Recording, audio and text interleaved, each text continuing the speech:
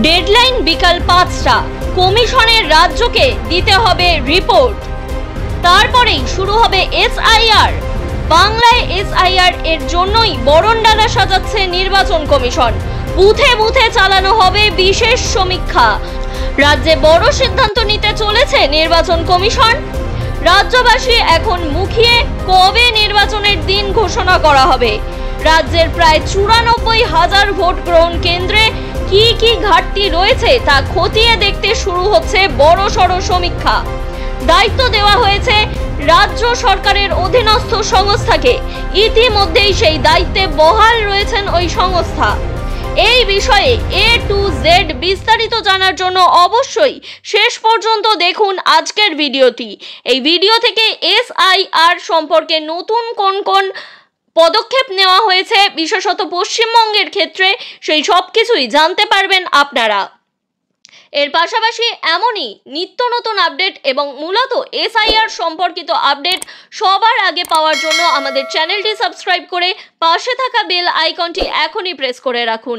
এর ফলে সবার আগে নোটিফিকেশন আপনার ফোনে পৌঁছবে। ডেডলাইন বিকেল ৫টা। কমিশনের রাজ্যকে দিতে হবে রিপোর্ট, তারপরেই শুরু হবে এসআইআর। বাংলায় যেন এসআইআর এর জন্যই বরণডালা সাজাচ্ছে নির্বাচন কমিশন। বছর ঘুরলেই ভোট, আর তার আগে ভোটার সমীক্ষায় জোর দিচ্ছে কমিশন। গত ২৭শে আগস্ট রাজ্যের নির্বাচনী আধিকারিক মনোজ আগরওয়াল রাজ্যের সকল জেলা শাসকের কাছে একটি চিঠি পাঠিয়েছিলেন।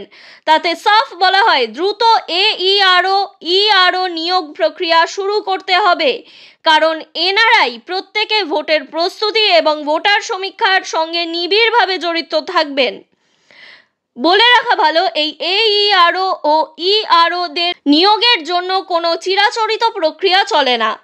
এনারা প্রত্যেকেই রাজ্য সরকারের সরকারি কর্মচারী হয়ে থাকেন বা নির্দিষ্টভাবে বললে WBCS এক্সিকিউটিভ ও অন্যান্য পদমর্যাদার কর্মচারী। অর্থাৎ এই এইআরও ও ইআরও এদেরকে আলাদা করে নিয়োগ করার কোনো পদ্ধতি নেই।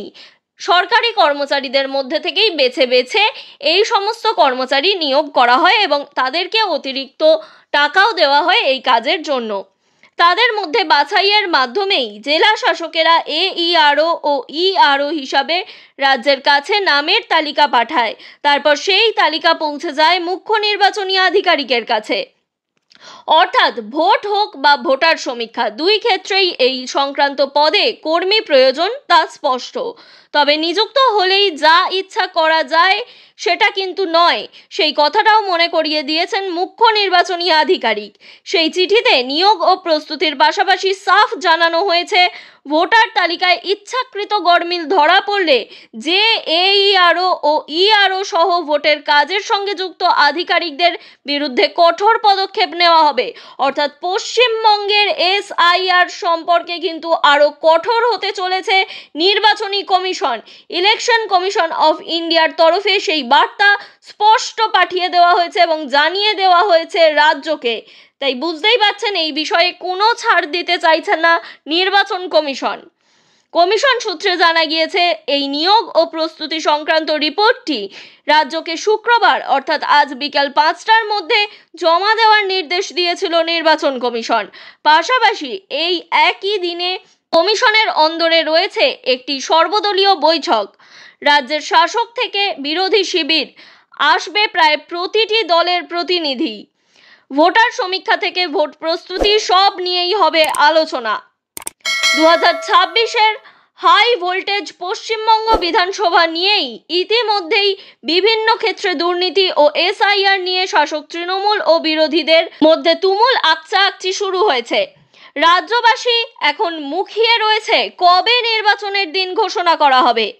এরই মধ্যে মঙ্গলবার বিধানসভা নির্বাচনের জন্য সুষ্ঠু ভোট গ্রহণের কারণে রাজ্যের বুথগুলিতে ভোটারদের সুবিধার্থে ন্যূনতম পরিকাঠামো নিশ্চিত করতে উদ্যোগী হলো নির্বাচন কমিশন। সূত্রের খবর, রাজ্যের প্রায় ৯৪,০০০ ভোট গ্রহণ কেন্দ্রে কি কি ঘাটতি রয়েছে তা খতিয়ে দেখতে শুরু হচ্ছে বড়সড় সমীক্ষা। দায়িত্ব নেওয়া হয়েছে রাজ্য সরকারের অধীনস্থ সংস্থা দ্য ম্যাকিন্টস বার্ন লিমিটেড কে। বুথে বুথে গিয়ে তারা সরজমিনে পরিস্থিতি পর্যালোচনা করবে এবং সেই রিপোর্ট কমিশনের হাতে তুলে দেবে। কমিশনের নির্দেশ অনুযায়ী প্রতিটি ভোট গ্রহণ কেন্দ্রে টেবিল, চেয়ার, বেঞ্চ ও বিদ্যুৎ সংযোগ থাকা বাধ্যতামূলক। পাশাপাশি পর্যাপ্ত পানীয় জলের ব্যবস্থা থাকাও আবশ্যক। একই সঙ্গে প্রতিটি বুথে যাতে বিশেষভাবে সক্ষম, প্রবীণ ও অন্তঃসত্ত্বা ভোটারদের জন্য বসার ব্যবস্থা থাকে এবং হুইল চেয়ারে ওঠানো নামানোর জন্য র্যাম্প থাকে, সেই দিকেও নজর রাখতে হবে। বুথ অবশ্যই বাড়ির একতলায় স্থাপন করতে হবে, উপরের তলায় নয়। প্রাথমিক ও উচ্চ বিদ্যালয়েই সাধারণত ভোট কেন্দ্র করা হয়, কিন্তু কমিশনের পর্যবেক্ষণে উঠে এসেছে বহু কেন্দ্রেই ন্যূনতম সুবিধার অভাব রয়েছে। কোথাও কক্ষের বেহাল অবস্থা, আবার কোথাও বিদ্যুতের সংযোগ নেই, ফলে ভোটের দিনে সমস্যায় পড়তে হয় ভোটারদের। বর্তমানে রাজ্যে মোট বুথের সংখ্যা ৮০,৬৮১টি। এবার আরও প্রায় ১৩,০০০ বুথ বাড়ানো হচ্ছে। সেক্ষেত্রে সংখ্যা দাঁড়াবে প্রায় ৯৪,০০০।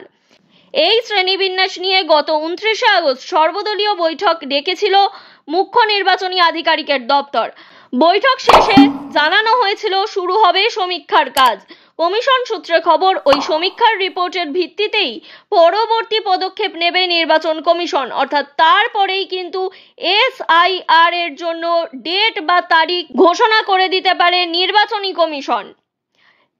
লক্ষ্য একটাই, ভোটার বান্ধব পরিবেশ তৈরি করা, ভোট প্রক্রিয়াকে আরো সুষ্ঠু ও নির্বিঘ্ন করে তোলা, যাতে সমস্ত জাল ভোটারদের নাম তালিকা থেকে একে একে বাদ করা যায় এবং বিশেষত মৃত বা অন্য জায়গায় স্থানান্তরিত হয়ে গিয়েছেন এমন ভোটারদের নাম বাদ দেওয়ার জন্যই এই সমীক্ষা। আর এই সমীক্ষার জন্য প্রয়োজনীয় নথি, অর্থাৎ কোন কোন নথি দেখালে আপনার ভোটার হিসাবে আপনার মর্যাদা অক্ষুণ্ণ থাকবে এবং আপনি ভোটাধিকার পাবেন, সেই বিষয়ে বিস্তারিত ভিডিও ইতিমধ্যেই একাধিক করে দেওয়া হয়েছে। আপনারা প্রয়োজনে উপরে থাকা আই বাটনে বা নিচে ডেসক্রিপশনে থাকা লিঙ্ক থেকে সেই ভিডিওগুলি দেখে নিতে পারেন। এর পাশাপাশি অবশ্যই আমাদের টেলিগ্রাম চ্যানেলটি জয়েন হয়ে থাকুন, এর ফলে সব আপডেট আপনি নিজে দেখে সরাসরি আমাদের চ্যানেলে ভিজিট করতে পারবেন। এমন গুরুত্বপূর্ণ তথ্য, বিশেষত পশ্চিমবঙ্গের SIR সম্পর্কিত গুরুত্বপূর্ণ এই তথ্য যদি আপনার কোনো কাজে এসে থাকে তাহলে অবশ্যই বিপুল পরিমাণে শেয়ার করুন, যাতে আপনার আশেপাশে থাকা মানুষজন এই সম্পর্কে জানতে পারেন এবং অকারণে তাদের মধ্যে আতঙ্কের সৃষ্টি না হয়।